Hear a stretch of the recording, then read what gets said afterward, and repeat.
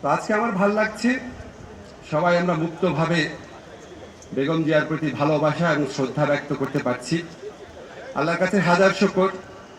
জুলাই গণঅভ্যুত্থানকারীদের প্রতি কৃতজ্ঞতা।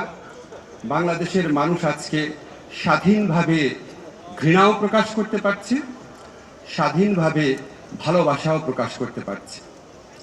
এই জন্য এক নেত্রীর ঠাঁই হয়েছে মানুষের হৃদয়ে, আরেকজনের ঠাঁই হয়েছে বিতাড়িত ভূমিতে।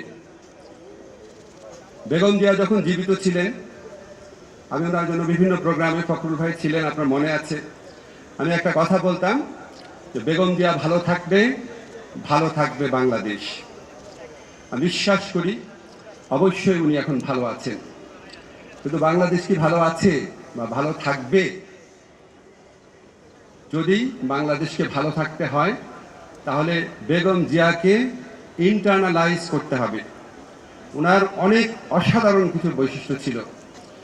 উনি সৎ ছিলেন, দৃঢ়প্রতিজ্ঞ ছিলেন, আত্মত্যাগী ছিলেন, দেশপ্রেমিক ছিলেন। ওনার মধ্যে রুচির এক অবিস্মরণীয় প্রকাশ ছিল, পরমত সহিষ্ণু ছিলেন।